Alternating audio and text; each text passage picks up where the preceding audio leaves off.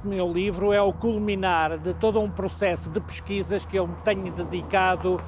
no âmbito da história dos descobrimentos e da história de Lisboa. E, estando eu neste momento empenhadíssimo na comemoração de Fernão de Magalhães, que estamos a comemorar os 500 anos da grande viagem e da sua morte em 1521, que é também o ano da morte do rei que se lhe opôs, o rei Dom Manuel. Portanto, este ano de 1521 é o culminar de um processo dos descobrimentos que tinha começado 100 anos antes em Lisboa, mais concretamente em 1420, por ordem do infante Dom Henrique,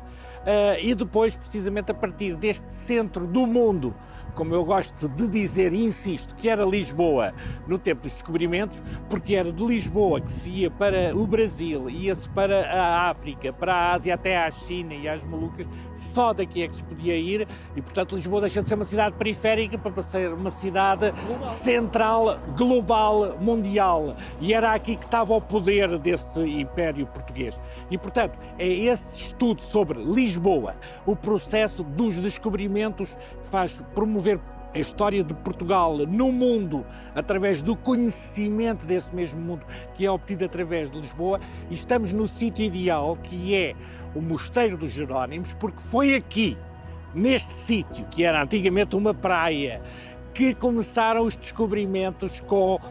Gilianes, que saiu daqui em 1434 numa barca e passou o Cabo Bojador. E é precisamente aqui, atrás de mim, que estava a capela, a ermida que o infante Dom Henrique fez a Santa Maria de Belém, em 1434, nesse mesmo ano há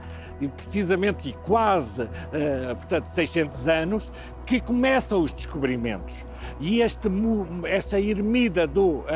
infante Dom Henrique vai ser transformada pelo seu herdeiro, o rei Dom Manuel, neste monumento fabuloso que é o Mosteiro dos Jerónimos. Portanto, é toda uma celebração dos descobrimentos que nós estamos aqui a fazer, que começa nos Gilianos e no infante Dom Henrique e que termina no último grande descobridor, o maior navegador de todos os tempos, que é o Fernão de Magalhães, que morreu precisamente há 500 anos. Podemos dizer que os portugueses foram os maiores descobridores de todos os tempos, e não só os maiores, mas os primeiros. Foram eles os pioneiros, os que começaram os descobrimentos, porque, de acordo com as ordens que o infante Dom Henrique tinha dado aos seus navegadores, era que deveriam passar o Cabo Bojador, que nunca ninguém tinha passado. E ele, desde 1420 até 1434, temos de ser precisos no rigor das coisas, há 600 anos,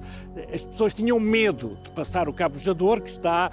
em Marrocos. E depois, de vencido o medo, os portugueses, cada vez com maior tecnologia, foram desbravando os mares através do conhecimento científico, de uma náutica astronómica, com medições entre astrolábios, quadrantes, aperfeiçoando mapas, fazendo com que a Terra ficasse toda representada, coisa que não acontecia anteriormente. Reparem que a Terra só era conhecida até ao Cabo Bojador, até Marrocos, e depois, graças aos portugueses, vai até ao Japão, vai até ao Brasil. Podemos dizer que, graças aos descobrimentos, que o mundo é conhecido. E isso faz bem, esse conhecimento, porque os portugueses é que revelaram o mundo tal como ele é. E Fernão de Magalhães esteve sempre ao serviço dos portugueses. Ele fez metade da sua viagem à volta do mundo, porque ele fez a primeira parte da sua viagem aqui de Lisboa, começando em 1505, quando ele foi pela primeira vez à Índia com Dom Francisco de Almeida, o primeiro vice-rei do Estado da Índia, e ele concluiu a sua viagem até às Molucas, em 1512, e depois, mais tarde, ao serviço dos espanhóis. Ele queria voltar ao norte das Molucas, ao serviço dos espanhóis por Ocidente. Ele tinha ido por Oriente e queria ir por Ocidente, e então ele aí ao serviço dos espanhóis, porque infelizmente ele agravou-se, aborreceu-se, digamos, teve um conflito com o rei Dom Manuel e por isso foi para a Espanha. Porque se ele não tivesse tido esse conflito com o Dom Manuel, nós não estaríamos aqui a falar de Fernão de Magalhães. Ele soube imenso, e por isso é que o rei de Castela, na altura Carlos I, depois Carlos V, se empenhou tanto em que ele fosse para a frente com o seu projeto de ir às Molucas por Ocidente, porque ele sabia que Fernão de Magalhães tinha uma experiência enorme e nenhum espanhol tinha uma experiência tão grande. Ele adquiriu-a desde que veio para Lisboa, provavelmente em 1492, e depois aqui aprendeu e ficou aqui até 1517, a altura em que foi para Sevilha, abandonando Portugal. Mas ele só foi para Sevilha e esteve em Espanha durante 2 anos. Desde 1505 até 1517, ele centrou a sua atividade em Lisboa. Eu tenho estudado exaustivamente toda a vida e viagens do Fernando Magalhães e eu penso que Fernando Magalhães é muito mais do que a sua viagem ao serviço dos espanhóis, porque não há dúvida, essa é que é a viagem original. Durante essa viagem, o Fernando Magalhães, à conta dele próprio, da sua iniciativa e da sua ação, ele descobriu metade do mundo. Isto é, porque desde o Rio da Prata, onde ele começou a navegar por mares nunca de antes navegados, até passar o Estreito de Magalhães, atravessar todo o Oceano Pacífico até chegar às Molucas, ele navegou 20.000 quilómetros, que é metade da Terra. Portanto, é o maior descobridor de todos os tempos. Ele está no seguimento do grande descobridor que era Cristóvão Colombo, que descobriu a América, e do grande descobridor Vasco da Gama, que descobriu o caminho marítimo para a Índia. Portanto, ele vai, digamos, unir o Ocidente e o Oriente, dá uma volta, abraça ao mundo. E isto porquê? Porque há pessoas que duvidam que ele foi às Molucas, mas eu pessoalmente não tenho dúvidas que foi às Molucas, e do Sul, porque as Molucas são muitas ilhas, e ele queria ir depois às Molucas do Norte, que eram as ilhas mais ricas. Os portugueses muitas vezes diziam só as Molucas tinham o cravinho, e só as do Norte é que tinham, que são umas ilhas muito pequenininhas, e era muito difícil de lá chegar. Só os portugueses é que faziam esse caminho, e portanto os espanhóis, para saberem esse caminho, tinham de recorrer a um português. E, portanto, o Dom Manuel,